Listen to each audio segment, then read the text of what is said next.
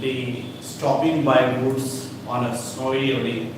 That seems to be the most renowned poems from this group. And apart from that, we had studied last day, in fact, the lockless door, and the next poem that we studied was the dust of snow.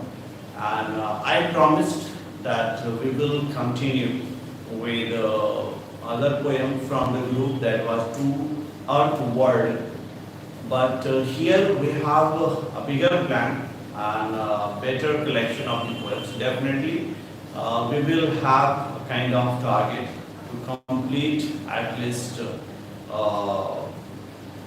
poems today. And good evening, Ashutosh. Good evening, Supriya. And these poems that I'm talking is going to be one of the very, I can see a very short poem, but very meaningful poem. That's Fire and Ice, and To Earth World. That will be continued. So these are the 2 poems that we are going to study today from this collection. The first will be Fire and Ice.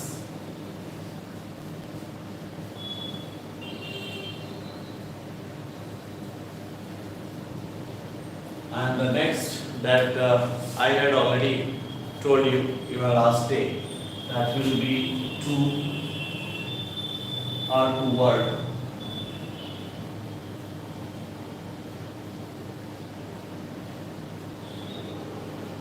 Okay, so these 2 poems are from the very collection. Good evening, Shubi. Good evening, Suryavan. The poems are from the collection, as I told you, that will be New Hampshire. New Hampshire.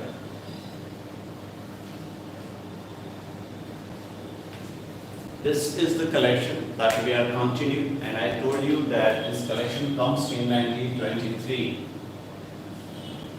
that brought the first Pulitzer Prize for Robert Lee Frost in 1924. Remember, in 1924, Robert Lee Frost got his first Pulitzer Prize.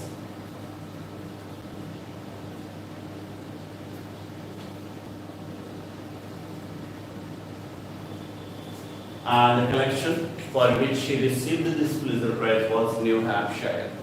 So in last lecture, we studied the poems like Stopping by Goods on a Snowy Evening, and undoubtedly that's The Dust of Snow and The Lockless Door. These were the poems that we studied from this group. And before this, we studied many poems, including Birches and Out, that had been very pathetic, very touching poem, and Road Not Taken, Butterfly, My Butterfly. That kind of poems we studied from Robert Lee Frost. And still, we have to study a lot, because the poems like Mending Wall are still there in our communication. As I told you, To Earth World is so much famous poem. Good evening, Pooja. Good evening, Pawan. Nice to see you, Suryaban and Pawan. And this poem, especially Fire and Ice, is going to be really very important poem. With its thought and with its presentation. No doubt, I have told you that Robert Lee Frost had a special kind of love for nature, for presentation, though he was considered to be a poet of nature, because in his poems he presented nature in various form, but he never accepted himself to be a poet of nature. Here we will find how he materializes the things that are in our, I can say, in our life, in our society, in our nature, but sometimes we are unable to understand them in a very proper way, in a very right way. That can give right place, that can give a right meaning to us. So the poems that we are going to have today will be very important for us. But before that, as we know that it's the routine of our class, we start with questions and then we come to poems. I have already told you that the two poems we will study today is going to be Fire and Ice, and the next will be To Earth World. So these two poems will be in our study from the collection. That's in New Hampshire from 1923. But before that, we have some questions. So be ready for the questions. Here, the first question for you. What's the name of the place where Robert Frost was born? What's the name of the place where Robert Frost was born? You will have to tell the name of the place where Robert Lee Frost was born. Come on. It's a very simple question that you can easily answer. What's the name of the place where Robert Lee Frost was born? Well, so the answers are here. San Francisco, California, comes from Mira. Oh, Mira, you have just written a wrong spelling of San. You have just written Sun. Good one, Preeti. Nice one, Mamta. Good one, Pooja.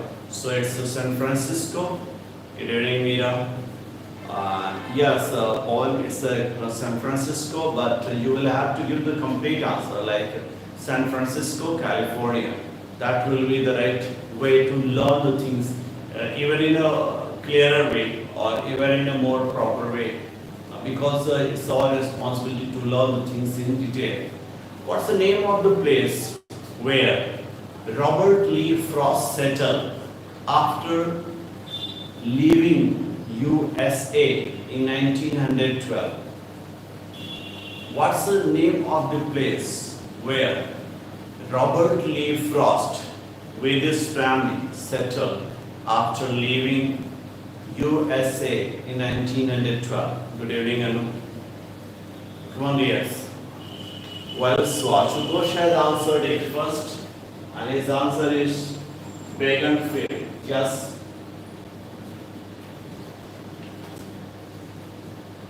That's good one, Supriya, because after leaving USA, he settled in UK, England, and there in Beaconsfield, he settled and lived almost 2 years, from 1912 to 1914, and ultimately in 1915 he comes back.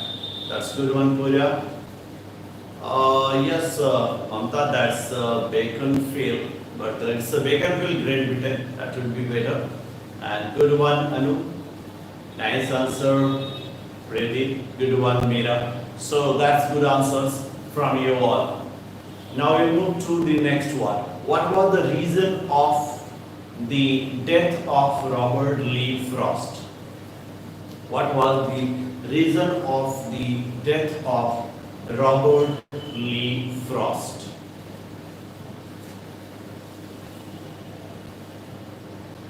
Means you will have to tell how could Robert Lee Frost breathe his last? Well, it's a prostate surgery. Definitely, it's a good one. Should be nice answer, Supriya. Yes, we can say Ashutosh is a failed prostate surgery. Definitely, good one, Anu.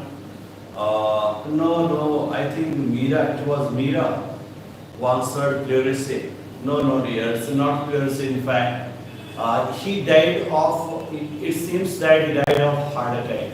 And this heart attack was caused by prostate surgery. Because of the complications in the prostate surgery, he could feel heart attack and his breath is lost.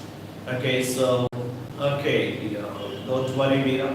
So good one, Pooja. So prostate surgery is definitely a reason. Because of the complication in prostate surgery, he could breathe his last. But some critics, even sometimes doctors could have told that he died of heart attack that was caused by the complications in prostate surgery. That's good one, Preeti.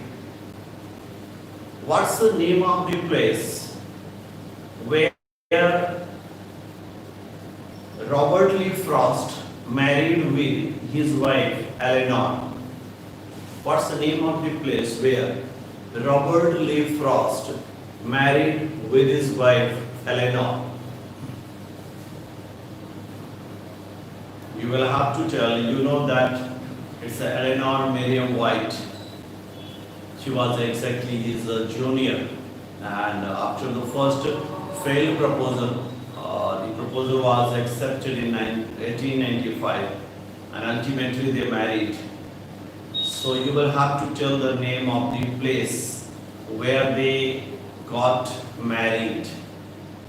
Oh, Mamta, it's not so, not in New Hampshire. You should give even clearer. I know it's going to be clearer, but even clearer you can have answer. Oh no, Preeti. Great Distance Swamp was kind of event actually. So not a place. That was a event. Okay, Lawrence is the answer from Ashutosh. Yes, definitely. It's Lawrence. That was the place of Massachusetts, and there. Yes, Paul, you can say, but it was exactly at Lawrence, Massachusetts, where they got married. Yes, that's a good one. But it's better to come with at Lawrence, Massachusetts. That will be better answer than just Massachusetts daughters, Lawrence. Okay, so good answer, Paul, and good answer, Anu. Good effort, yes. What's the name of the publisher who republished A Boy's Will in USA in 1915? What's the name of the publisher who republished A Boy's Will in USA in 1915? You will have to tell the name of the publisher. Well, so Ashutosh has answered it. Oh no, you made a mistake here. David Nutt published in UK, not in USA. And it was Henry Holt and his company that published. I didn't say just published. My question was republished. So republication was done by Henry Holt and company in USA in 1915. That's good one, Preeti. Nice answer, Pawan. Good one, Supriya. Good one, Pooja. So it's the Henry Holt and company that published it. Okay, no, right now it's a good one. We will improve. Well, which it's okay. No? We make mistake during our answers. That's very common thing for us. That so often happens in our life. And not to be worried, but just keep changing yourself, keep making improvement in yourself. That's the best thing, that's the best medicine. Well, which poem of Robert Lee Frost changes the mood of, show the changes of mood of poet from pessimism to optimism? Which poem of Robert Lee Frost shows changes in his mood from pessimism to optimism? Well, Shubhi, what did you write? I couldn't see. Well, it's Ashutosh who writes Dust of Snow. Yes, definitely. Last day, that's good one, Pooja. Last day we studied that when the poem Dust of Snow starts, we find that the poet is on his way and seems to be in a very pathetic thought. And this pathetic thought, that's good one, Supriya, should be still incomplete year. So with just fall of snow on him, his mood is changed and possibly he looks upward and that shows the kind of changes, and he believes that during the very time of his life, just one day, because one day we have 24 hours and 24 hours can be divided in some parts like morning, sometimes the dawn, it's the afternoon, it's the dusk, it's twilight, it's evening, it's the night, it's the midnight, and all such things. So if any problem occurs to anyone, he wastes most of time considering or thinking without doing anything, without changing his mood. He wants to be continue with that sad mood, and that's why poet is here trying to instruct us, trying to tell us that even the smallest thing can make bigger change in us. And that's the poem, The Dust of Snow, the poem that starts pessimistically, but when it ends, you find that poet has a positive, optimistic view in his mind, because the mood is changed. Which line from one of the poems of Robert Lee Frost is included in the Oxford quotation, and in the dictionary of Oxford for quotations. One of the very famous line from one of the poem of Robert Lee Frost is included in the Oxford quotations, dictionary of quotations.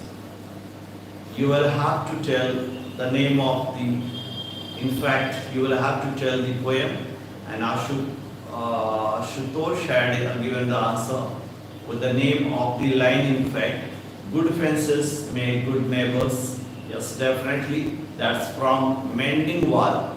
Yes, from Mending Wall. This is the poem. This is the line that had been included in the quotations of Oxford's. That's good one, Supriya. Nice answer, Mamta. And that's most of time quoted. Yes, definitely. It's the Mending Wall. That's good one, Ashutosh. So right answer is good fences make good neighbors, and that's from Mending Wall. For which collection of Robert Lee Frost W.B. Yeats appreciated him and found that his poetry seems to be the finest poetry in America for a long time. For which collection of Robert Lee Frost poems did William Butler Yeats praised him for his poetry to be the finest poetry in American history for so long?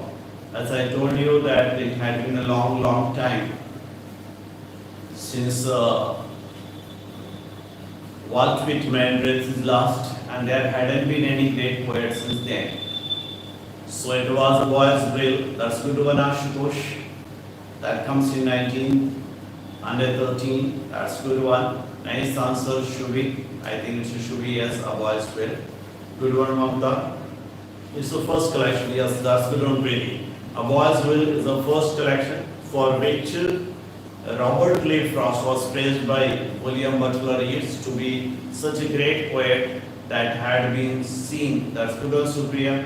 So I think you missed apostrophe in your answer. That's good one, Pooja. What's the name of the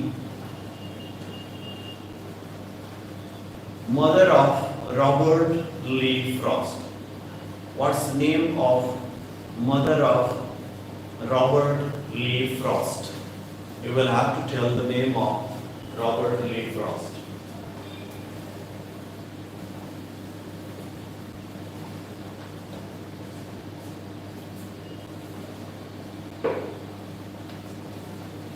Okay, so Here you find answer from Supriya, and she answered to be, oh, that's good one. Mamta has answered it to be first. Isabel Modi, but just a mistake in spelling. That's good one, Ashutosh. And a good one, Supriya. Nice answer, Pooja. Good one, Shubhi. So it's Isabel Modi. And yes, there's a spelling mistake even in Shubhi. That's good one, Pawan. Yes, nice effort. So Isabel Modi. She was the wife of William Prescott Frost Jr. and she bore Robert Frost in 1874. But just 11 years after the birth of the child, Father William Prescott died, and from 1885 onward, it was mother who took the job of a teacher, and she becomes almost the first teacher of Robert Lee Frost. What's the name of the only sister of Robert Lee Frost? What's the name of the only sister of Robert Lee Frost? Come on, dears. You will have to tell the name of the sister of Robert Lee Frost. We know that that's good one, Mamta. It would have been better if you could answer the complete one, but it's a nice one. That's good one, Shubhi. Mr. Jani. Yes, that's good one, Supriya. Mr. Jani, yes. Jani Florence Frost. That's good one, Preeti. This is what I was waiting for. Yes, it's the Jani Florence Frost. That's the complete name of the sister of Robert Lee Frost. That's a good one, Pawan. And nice answer, Pooja. It's better to have the complete name in your mind, because sometimes the shorter name makes a kind of mistake. Which poem of Robert Lee Frost was allegorically inspired from the play of William Shakespeare, one of the play of William Shakespeare? Which poem of Robert Lee Frost was allegorically inspired from one of the plays of William Shakespeare? Okay, so Ashutosh has answered it to be out, and Mamta also answered to be out. That's good one, yes. Yes, it's out. That's very pathetic and seems to be a real incident-based poem. That's good one, Supriya. Nice answer, Preeti. Good one, Shubhi. Nice answer, Pooja. So that's the poem, and seems that the poem's title was exactly inspired from very famous statement of Macbeth in Act 5, Scene 5, where he finds the statement like out, brave candle. That's a very famous statement, and that possibly inspired this poem. Which poem has the famous line that presents the thought of haze?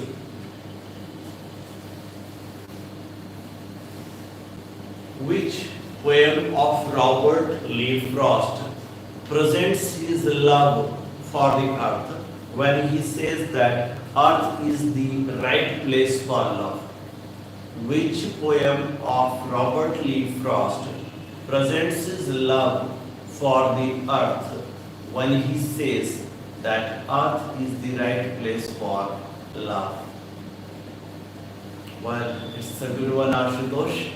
So it's a very famous line from the famous poem Purchase, where he declares that's just, oh no, it's not out. That's a good one, Mamta. So it's a Purchase where he tells us that earth is the only place where man can born and in fact can show his love. Good one, Shubhi. Good one, Supriya. So it's a Purchase That's a good one, Anu. Good one, Pooja. Nice answers. But just keep yourself concentrated because sometimes you make mistake just because of your loose concentration. Otherwise, the questions are going to be very, very easy. What was the earliest title for the poem Birches?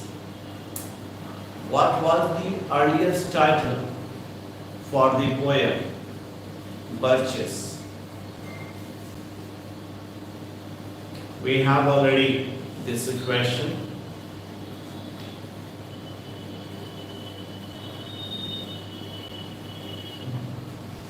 Yes, Anu, I can guess that even network has some problem. No, it's not complete answer here. It's a non-complete answer. You will have to give the complete answer. And here comes the complete answer from Mamta. And she says that it's going to be Swinging Birches. Yes, definitely. The poem today we study with the title Birches was not entitled the same when it was composed in the first. That's Guru and Ashutosh, nice answer, Pooja. In the first, it was entitled to be Swinging Birches. Later on, it was shortened to be just Birches. That seems to be autobiographical. That's good one, Pooja. Nice answer, Shubhi. Good one, Preeti. Showing the love of poet for the birches and how he pictorial, I can say with a pictorial views he could present himself. His love for birches is symbolic in some way that sometimes he wishes to die and become a child so that once again he can climb up the branches of the birches and climb down the branches of the birches. So that's sometimes seeming to be his personal poem as well. Well, which term did we discuss for the treatment of the poem? When poet starts impersonally and in the middle of the poem he turns to be personal in his treatment. He starts talking about his own experience. Means the poem starts impersonally and almost ends personally.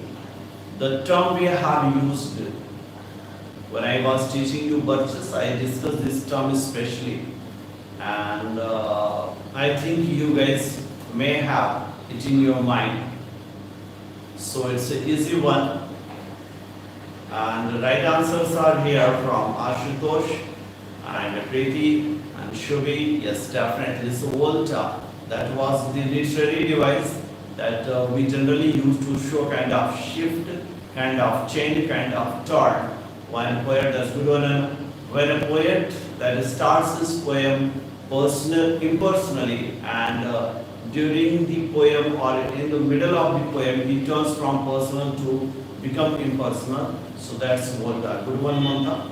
And now we move to the next question.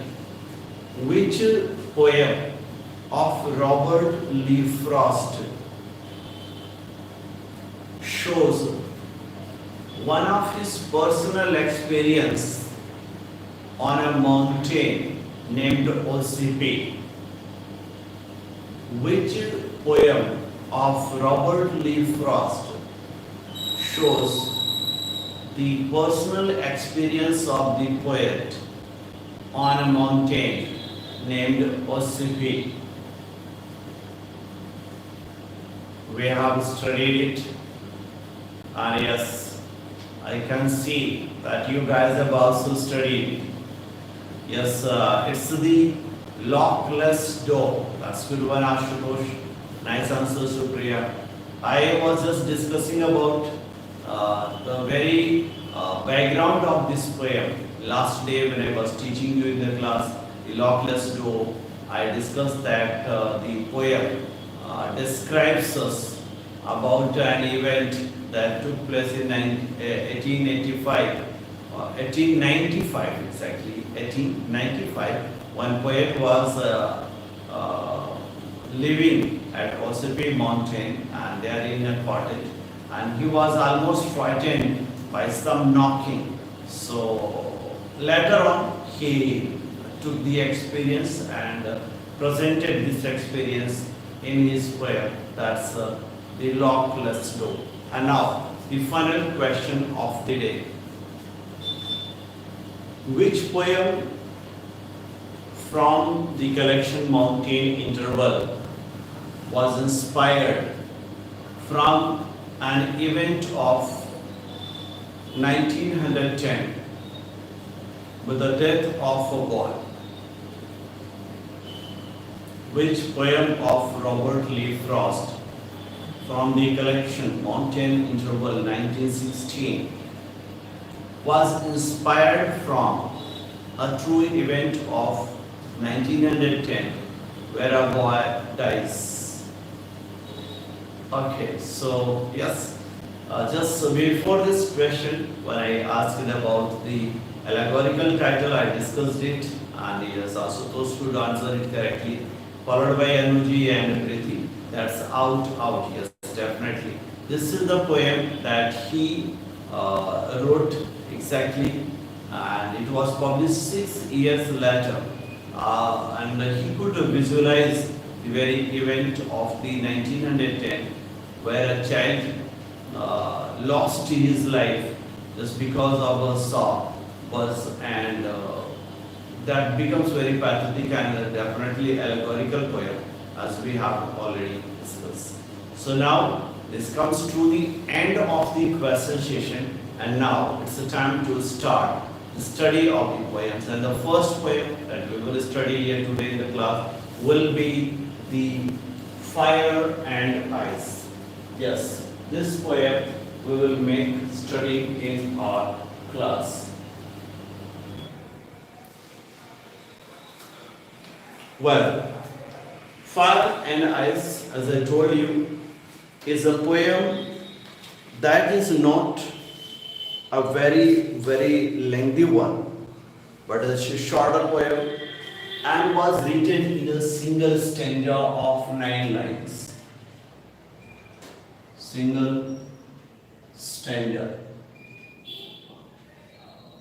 And the single stanza had 9 lines. Means, with a patch of snow, we can see that Robert Lee Frost is constantly trying to write shorter poem with meaningful words.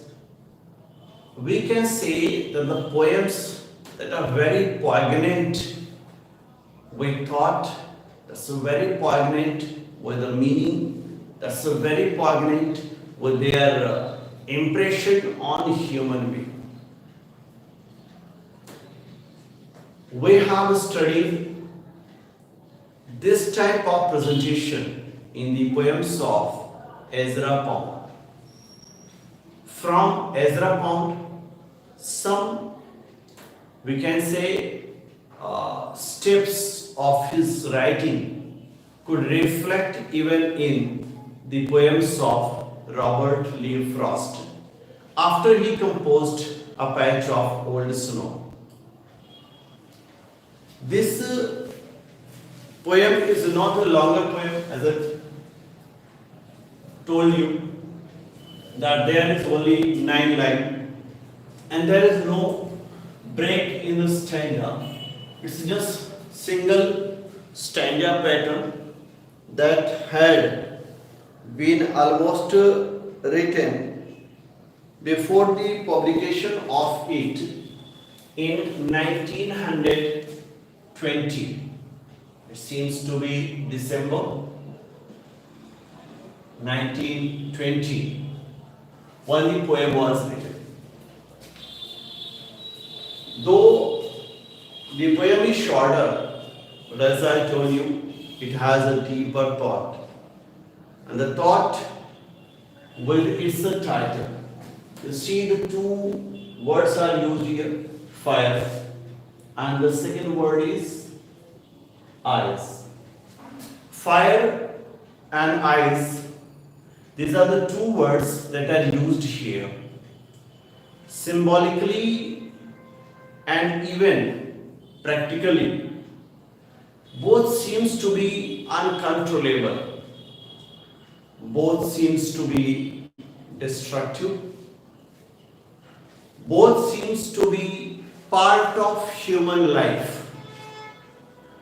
We shouldn't forget that we human beings are made of both material. We have fire, we have eyes in our body. Chiti, Jal, Pavak, Gagan, Samira, Panch, Tattva, Yah, Adam, Sarira. This is what the very famous line from Ramcharitmanas of Tulsidas ji. We find that there is Jal, there is ice, there is a Pavak, that is fire in our body. These two with other three elements are the elements that help, I can say, help God to form this human body. They are destructive if they are in not right proportion. Like you remember, I am giving you in a terms where you can understand, and then I will try to explore it. Like, what is fever? When it is fever, it means the ratio of fire in our body is more than the ratio of water in our body, and our whole body starts burning.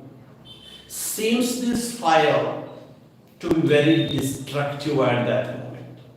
But when this fire is in balance, this fire is our energy, this fire is our desire, this fire is our light. But when it is out of its proportion, it's a destructive.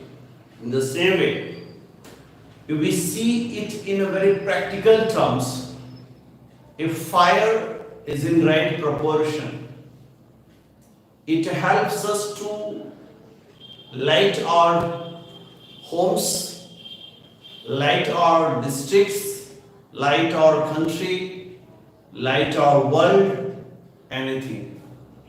But if the proportion of the light, sometimes with a short circuit, sometimes with a type of fire in jungle, it seems to be destructive and seems to be beyond control.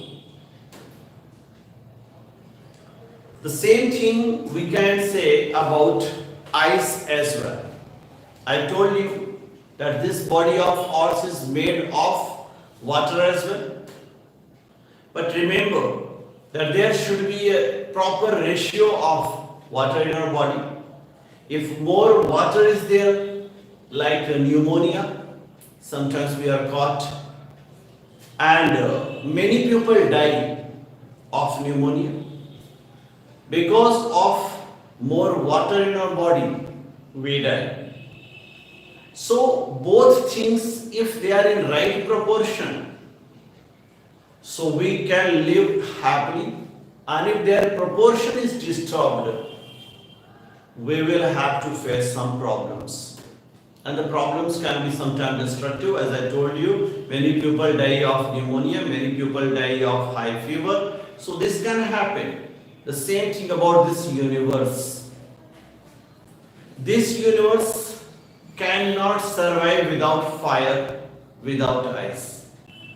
If there is no water, our universe cannot survive. But there should be a proper ratio of water.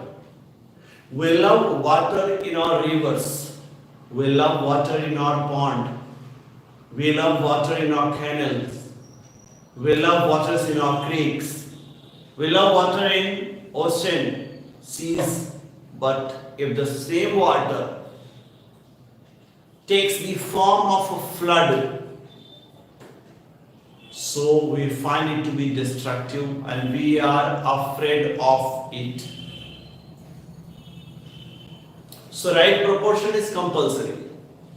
In the same way the fire I told you, the fire that gives us light, if it is going to be in right proportions, everything is okay. But if the fire is going to lose its right proportion, it can be destructive. We need to understand what exactly poet wants to tell us. This title, Fire and Ice, has a kind of direct relation with human being, direct relation with human behavior, direct relation with climatic changes. You can say that this poem seems to be environmental poem, means here the poet seems to be protective. Here poet seems to be a person who tries to save nature.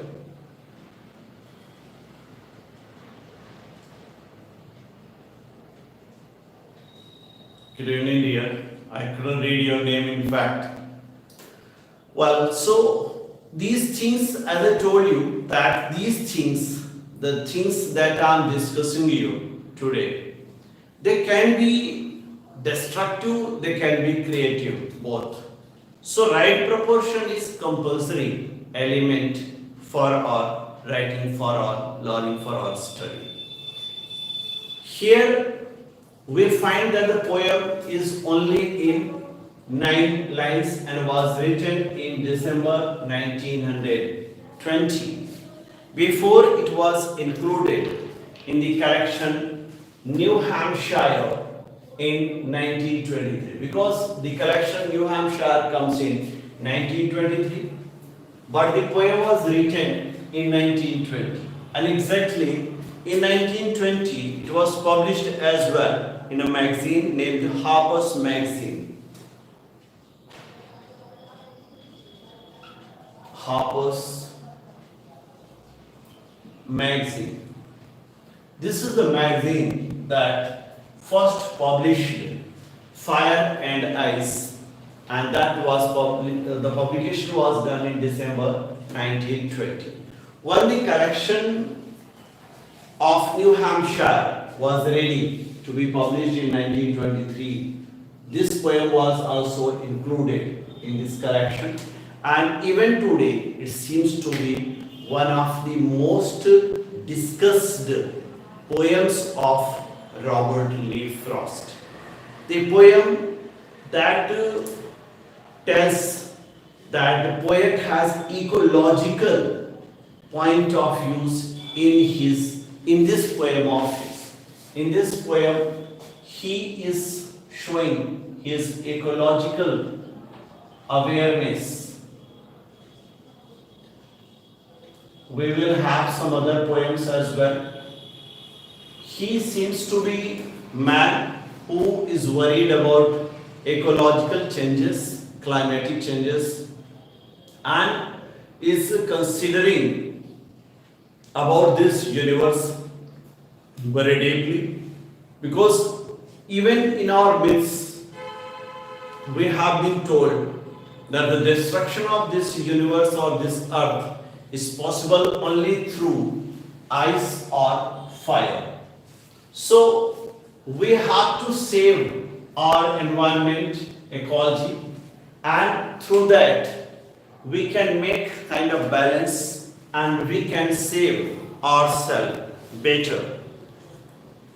When we study this poem, though we don't have any direct reference for the title, but seems that Dante Alighieri wrote a very famous epic of his that was Divina Commedia.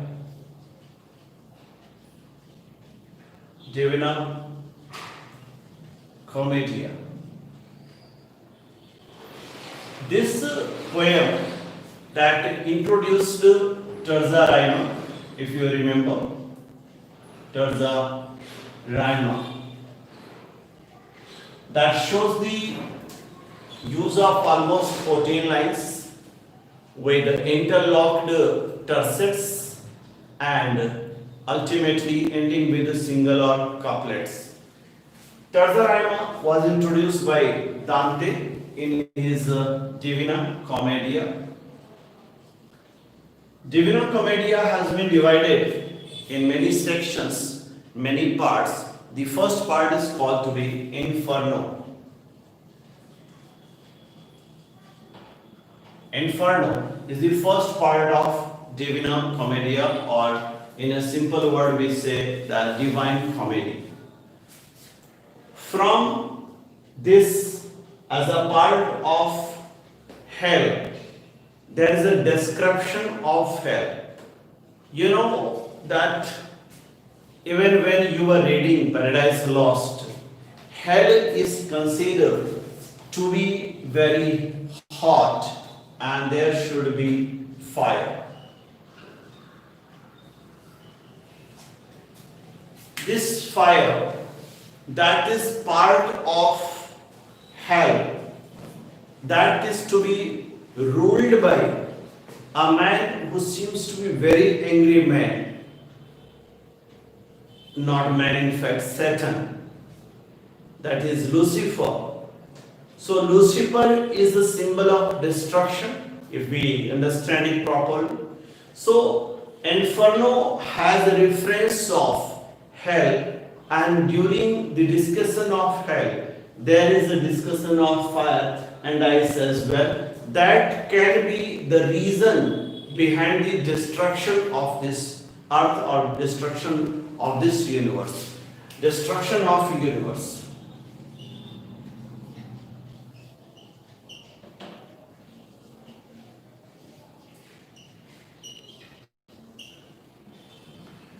Means poet seems to be instructive here. Is not going to just tell anything for lyric. Is not going to share anything like personal experience. But he seems to be very philosophical and didactic over here. Instructive over here. Seems to be telling us how to live. So here's a philosophy. Here's a philosophical here. Or we can say instructive. He seems to be very philosophical and instructive in this poem. Better word we can say didactic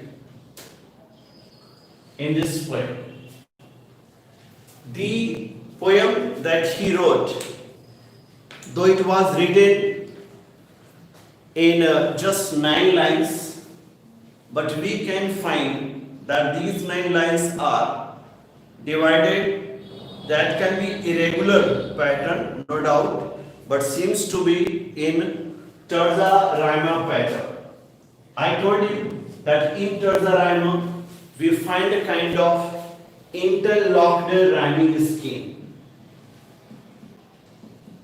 Interlocked,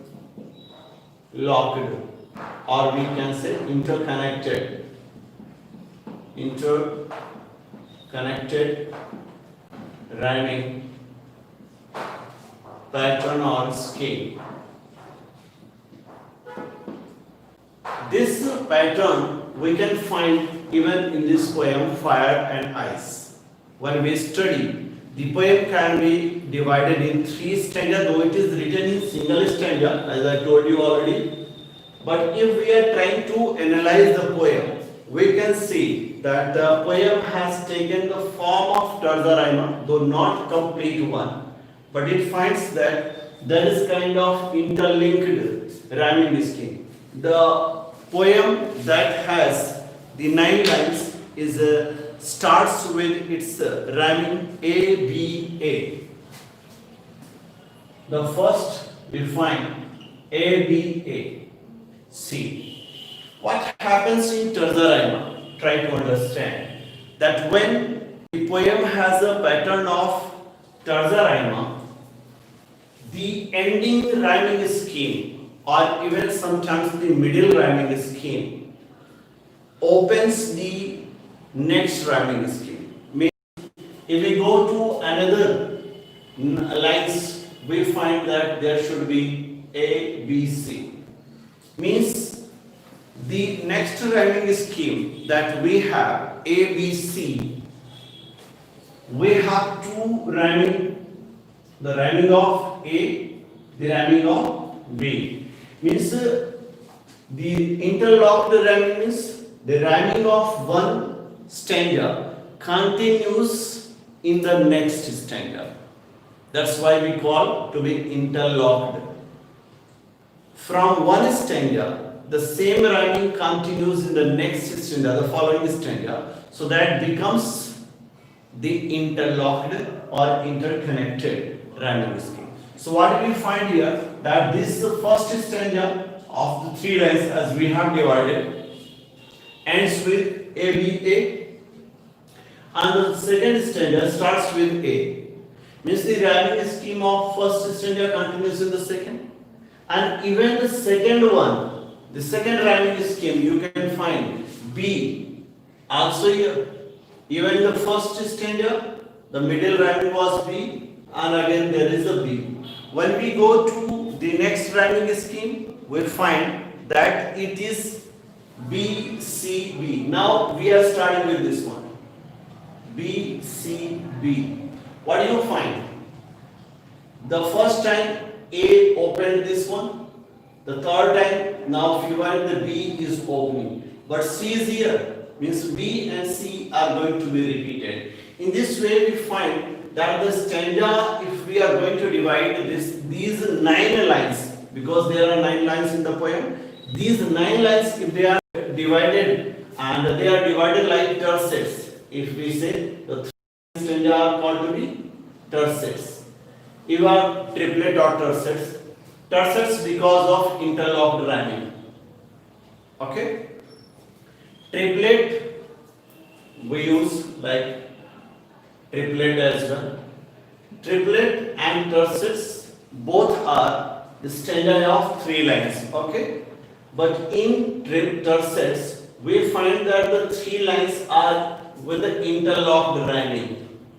But when there is triplet, they are not with the interlocked rhyming. They can have the rhyming like A, B, A, C, D, C, E, F, E, and all these. You find that the rhyming scheme of the first stanza is not seen in the second stanza. The rhyming scheme of the second stanza is not seen in the rhyming scheme of the third stanza. Means these 3 lines stanzas are to be called triplet. But when there is a 3 line, but the rhyming scheme is running rhyming scheme or interlocked rhyming scheme, so we call it tercets. So we find that there are 3 tercets. If we divide these 9 lines, so 3 tercets are used in this stanza, and they have their own meaning because of their matching with, as I told you, terza rhyme. The lines, most of the lines are used with irregular pattern, though they are always iambic,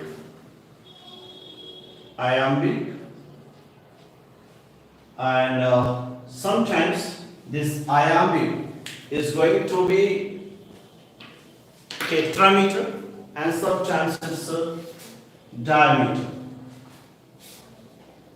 Iambic is going to be tetrameter and it's a diameter.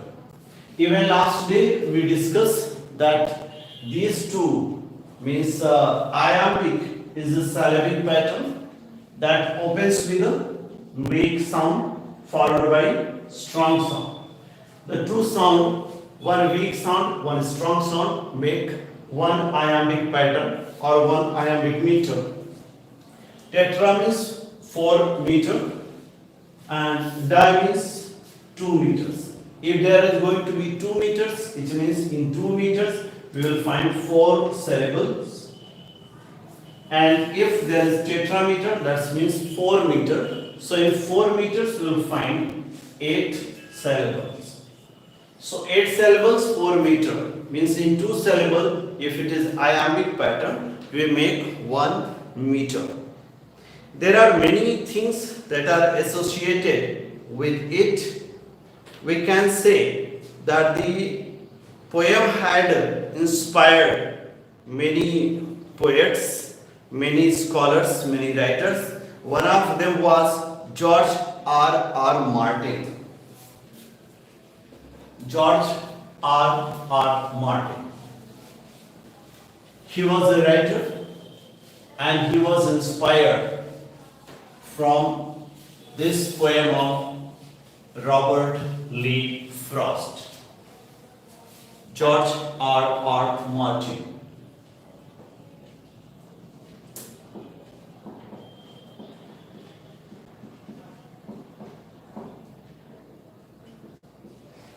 George R. Martin was inspired from this poem, and his series, A Song of Ice and Fire, was inspired from it. A series he in fact wrote, and he entitled it Song of Ice and Fire. Song of Ice and Fire. We can see that there is some change in the title, like the title that Frost used was the title of Fire and Ice. Means he started with fire and then goes to ice. But when it comes to Martin, he goes for ice and fire. But he himself claimed that this collection of his song, that was kind of series, was inspired from this poem of Robert Lee Frost, Fire and Ice. Apart from this, we have the epigraph of these poems in Eclipse.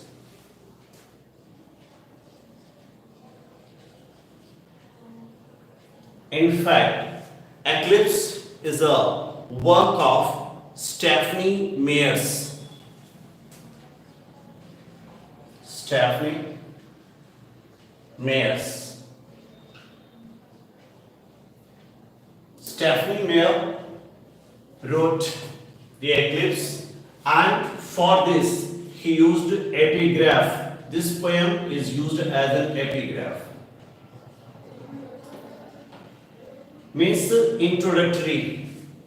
The work Eclipse that inspired Twilight Saga has the epigraph of this poem.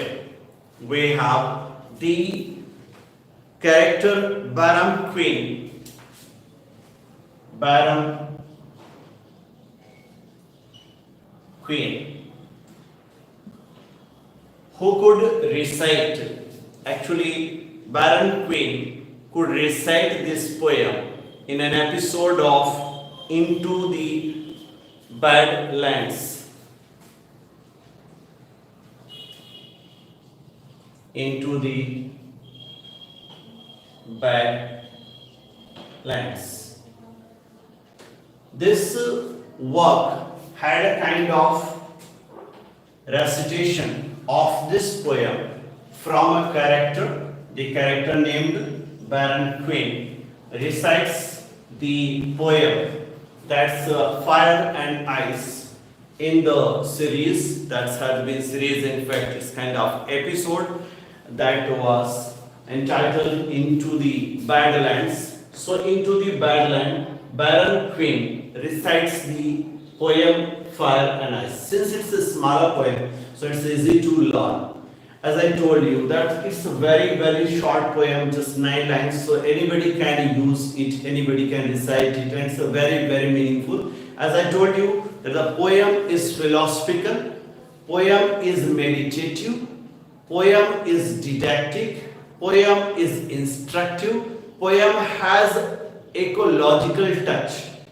So we have to study this poem with many perceptions in our mind, and must remember that the two elements of our life, like desire and hate, has been shown here with the title. Like fire is showing our desire, I just discussed in the opening, and ice is showing our hate.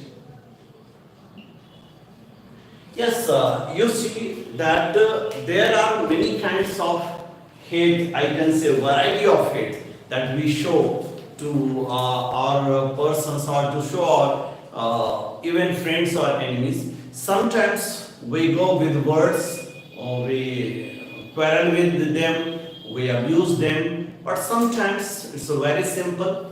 We don't abuse them, we don't instruct them, we just keep quiet and just keep hating them. So that's a kind of coldness towards them. So sometimes when we are showing kind of coldness towards other person, so the relationship that we have is to be marred, is to be destroyed someday.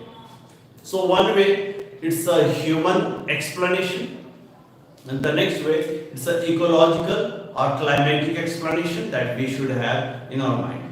So now we are going to study this poem. It's a shorter poem as I told you, but it's a very, very meaningful poem. Let's start. Some say the world will end in fire. Yes. If we start analyzing and we start taking the references and meanings, examples from our myths, from our earlier philosophers, they may tell us that one day this earth will be destroyed, and the destruction can be caused by either fire or ice.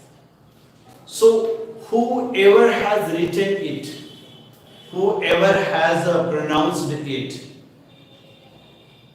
may have this idea. Even the origin of this life on this earth was because of fire and ice and water. If you remember, let's go scientifically. If you remember, at first or in the very beginning, this earth was just a ball of fire. It was very, very destructive. Then there had been rain after a long time, we cannot count the years. And rain started and cooled it. So fire and rain, the two comes together and they created life on this earth. The same that were the reason behind life on this earth can be reason behind the end of life on this earth. The same thing can be.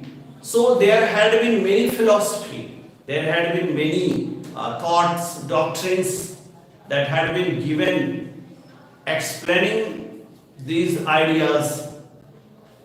These days, if you watch Hollywood movies, many movies are there that are made showing these type of geographical changes, and are showing us that there can be destruction of this universe either through tsunami, that's water, or sometimes through the I can say the galaxy can create some problems with its fire.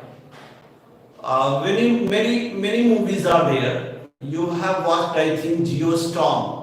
That's a movie, that's a series of movies. You can see how hypotheses are given there that this nature, if it is going to be angry, can destroy us and everything will be destroyed. Even this earth can be destroyed. The same thing, The poet is not going to give his own view, but he starts with the views of the scholars of the past, those who could see this life even better. Because all the time when we are alive, we underestimate ourselves most of the time. To show our respect towards the elders, most of the time we underestimate ourselves. That's what is done here in this poem.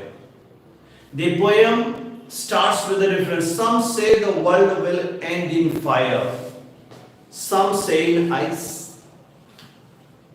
Means there is uncertainty, but I can say that the two will work together. Because water, and if there is fire, it's a natural there will be water. Because there are many icebergs, if you may know in geography, there are many icebergs that can melt very easily if there is heat. So with fire there will be ice. So scholars believe that the world will meet its end either through ice or through fire. The two reasons can be there. From what I have tested of desire. Say, now he goes to talk about human. Definitely when he talks about this universe, he discusses that the whole universe can be destroyed by fire or ice. Now he is going to discuss the destruction of humanity as well. We all are destroyed. We all are destroyed by our desire. Desire, as I told you, symbolically is a symbol of fire. If desire is excessive in us, I told you that there should be fire, but if it is going to be excessive, it will be dangerous. Desire should be in us. Without desire, human life seems to be meaningless. Without ambition, human life seems to be meaningless. To be ambitious is good, but to be over ambitious is bad. If we are ambitious, it's good. But if we are going to become Macbeth, so we are inviting our own destruction. This is what he is talking about. Now he comes to terms, from what I have tested of desire. As a human being, we all have the taste of desire. इंसानी जीवन में शायद हमने कभी ये चीजें नहीं note किया कि आइस के पिघलने से क्या हो सकता है, वाटर से क्या हो सकता है, या हमने शायद ये भी कभी केयर नहीं किया कि फायर से कितना डिस्ट्रक्शन हो सकता है. इट कैन हैपन, बट एक बात तो हमने जरूर नोटिस किया होगा कि जब ये हमारे अंदर की डिजायर ओवर हो जाती है, एक्सेसिव हो जाती है, तो इसने क्या क्या नहीं डिस्ट्रॉय कर दिया. Because this desire in the sense of not the simple desire, I'm talking about over desire, means it's going to be excessive desire of Macbeth. If it is going to be excessive, it's going to be destructive. It will destroy relationship, destroy humanity. First, this desire kills the human in us. सबसे पहले जो बहुत ambitious लोग होते हैं, जो बहुत desirous लोग होते हैं ना, वो सबसे पहले जब डिजायर उनके अंदर आता है, एक्सेसिव डिजायर, तो उनके अंदर के इंसान को मार देता है. Because if they remain human being, they will not be able to hurt anyone. because the human that they have in their heart will always be there to instruct them not to do that. But this ambition, this over desire, excessive desire, first time when it comes, it destroys the human inside us. Then it destroys our relation. If we have no humility in our heart, we cannot love anyone.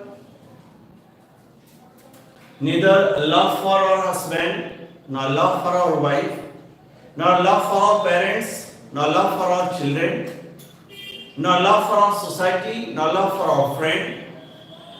Nothing means सब कुछ destroyed हो गया.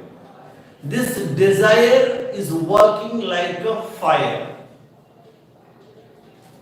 So, the first analysis, how we see that this fire can make the end of this universe, starts with end of man, end of humanity. किसी को अगर ये समझना है कि ये जो आग है वो कैसे पूरे यूनिवर्स का एंड कर सकता है, तो सबसे पहले उसे ये समझना पड़ेगा कि ये जो हमारे अंदर डिजायर है उसने कैसे हमारे अंदर के ह्यूमन को किल कर दिया. हमारे अंदर का जो ह्यूमन वो खत्म हो गया. कैसे खत्म हो गया? How could it be killed? There would be some force, there would be some power that could kill us. So that was desire. I hold with those who favor fire. Means there are many persons who favor fire. Means who favor desire. Especially the competitive one. Especially the materialistic ones. Especially the capitalistic ones, they favor fire. Means they say there is no desire, if there is no fire in a person, he cannot survive. Yes, that's very true. Even I believe that there should be fire, there should be ambition. But how much? How much fire? There should be proportion. There should be some instructions, there should be some limits. How much we should have fire. This is why poet holds against those that favor fire. जो लोग fire के favour में होते हैं, जो Dzire के favour में होते हैं, जिनको यह लगता है कि डिजायर जो होता है उनको बचा सकता है, उनके लिए जरूरी होता है,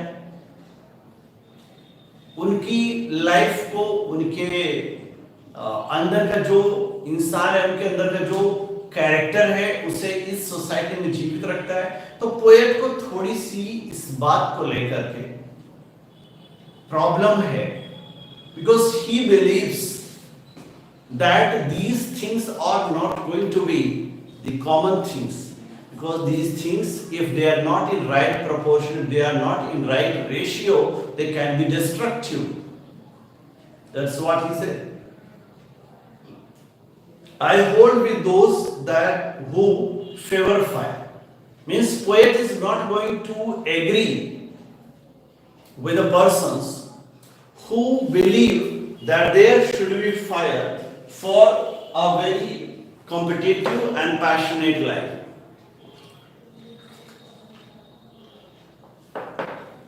There should be fire, no doubt. But if it had to perish twice, we know that if this fire is in us and we are unable to handle it, we are unable to control it, it can be destructive. because we should have power to control it. But if it had to perish twice, I think I know enough of it. See, this world has two forces. The two forces that keep this world moving, and the two forces that can destroy this universe, this whole circle of nature. And they are fire and ice. This fire that people believe is destructive as well, I told you. How it is destructive in person's life, I explained you. How it is destructive in nature, I told you. But there is not a single element that can be destructive. There are two elements actually that can perish, that can destroy. But if it had to perish twice, poet seems to understand that this earth cannot perish, this universe cannot perish in one way, but it will perish twice. There are two ways through which it can destroy. The one way, that is fire, he had already explained us. The next way is going to be our ice. That's why now he is going to discuss about the second factor. The first factor he discussed, now second factor. I think I know enough of hate. Now he starts with hate. Hate, I told you, was symbolized by ice. So the second thing, the first thing he discussed was desire. Desire, that's the fire, can be reason behind the destruction of this universe. And the second thing that he discusses is going to be ice, going to be hate. So he discusses, now he starts with human nature. In the first line he opened with, some say that the world will end in fire. Means first line he starts with fire. But when we come to the next week, so he believes that he's a man who's capable to know more about hate. Because living on this earth is not simple. We all meet different types of men and women. Some show us love, some show us hate. We know that the person who show hate, we don't try to rebuild our relationship with them. We don't try to establish our relationship with them. We seem to be very silent, very quiet, and trying to escape from such things, such people. So it's a very common thing for us, the human being that we are on this earth, that can very naturally know what is the meaning of hate. I think we all know the meaning of hate. हम सारे लोगों को मालूम है hate का मतलब क्या है, और ऑलमोस्ट हम सारे लोग हेट से मिलते रहते हैं. कभी हम खुद हेट करते हैं और कभी दूसरा हमसे हेट करता है. But in both relations we find that our relationships are destroyed. So hate is the next element that he is going to talk about, to say that for destruction ice. To say that for destruction means there is not only destruction of this whole climate, as I told you in the very beginning of the poem, it's going to be destruction of human relationship as well, human feeling as well, human emotion as well. And there are two things that can destroy this human relation, human emotion, and that's the fire, that's the ice, that's the hate, that's the desire. This hate is another factor of destruction. The first factor of destruction is desire, and the next factor of destruction is hate. That he starts, ice is also great and wood Sufis. Ice is also great. The first thing, great, we cannot take great in a negative sense. Because I told you that there is no life if there is no water. And water's main source is definitely ice, iceberg, and all these. So if we analyze, we find that ice is not always destructive, like fire is.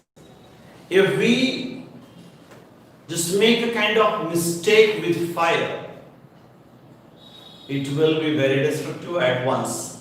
But in hate or in ice, you find that most of time it's good for us, most of time it's useful for us, most of time it's helpful for us. It helps us to create a lot of things, to create a lot of material in our life, in our world, in our universe. So what is meaningful here is the meaning of this ice is also great. We cannot take only negative meaning. Means जो ice है उसका फायदा ज्यादा है, negativity कम है. लेकिन क्योंकि हम ये जानते हैं कि अगर आइस नहीं है तो वाटर नहीं, वाटर नहीं है तो लाइफ नहीं है. Means life automatically यहाँ पर खत्म हो जाएगी. If there is no water, there is no ice. But आगे what he writes further, he says wood Sufis. But even this fire, this ice is going to be sufficient. That's going to be enough to destroy this universe. Means it is always great, it's okay, it's most of the time it's a great, but if its a proportion is going to be disturbed, if the ratio, nothing is going to be safe over it. If there is any disturbance in water, if there is any disturbance in the life of water, both things that we think to be good for us are destructive. Whether it is ice, whether it is fire. Fire will destroy. This is what had been said by great philosophers, great thinkers. This fire takes the form of desire in us that can destroy our relationship if it is going to be excessive. I have repeated many a time to say that these things, if they are going to be excessive, if they are going to be in a wrong proportion, because I told you that the fire in our body is always compulsory, but the over-fire is going to be fever that can destroy us. Desire is I can say, an essential element for a progressive man.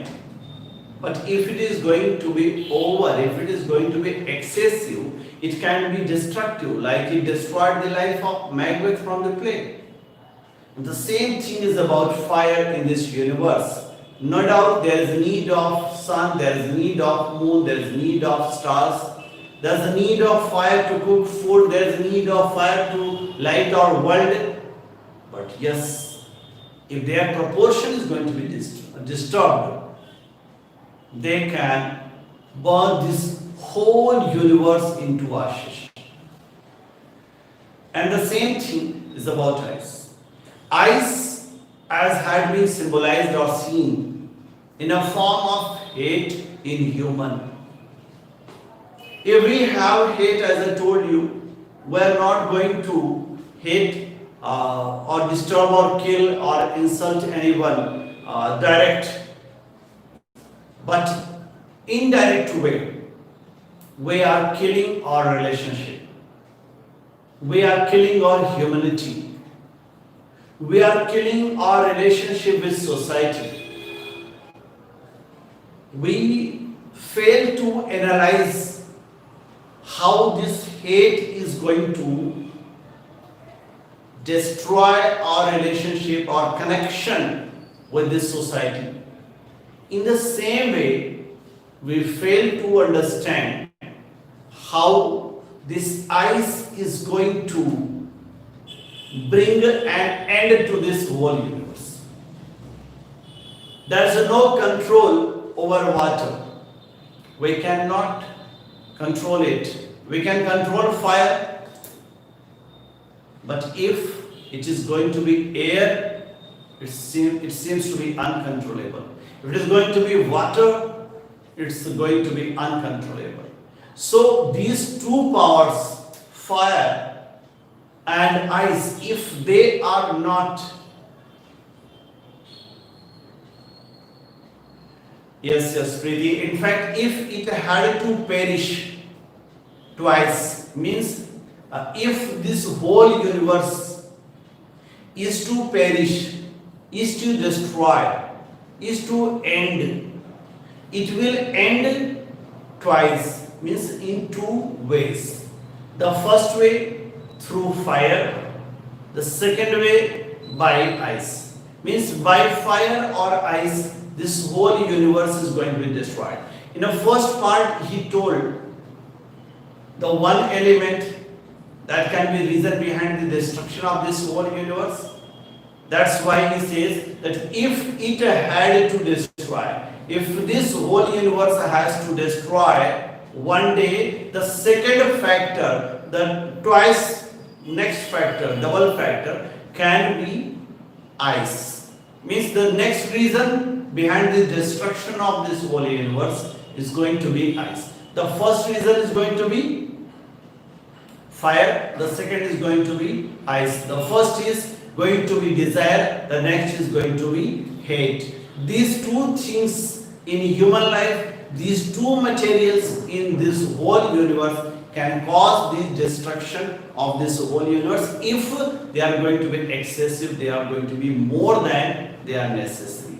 This is why the poem, I told you that the poem is instructive. I told you that's a didactic, it's a philosophical, it's a instructive. Why I told you instructive, why I told you didactic is a very simple, because it is telling us how to use these things. If we have hate, we should try to make the end of this coldness, hate in the sense of coldness, ice in the sense of coldness. Excessive cold is destructive. But in a limit, in a right ratio, it's enjoyable. Like we enjoy the cold weather of November, cold weather of February. But if it is going to be excessive in December and January, so we like to get rid of it. Why? Because of its being excessive.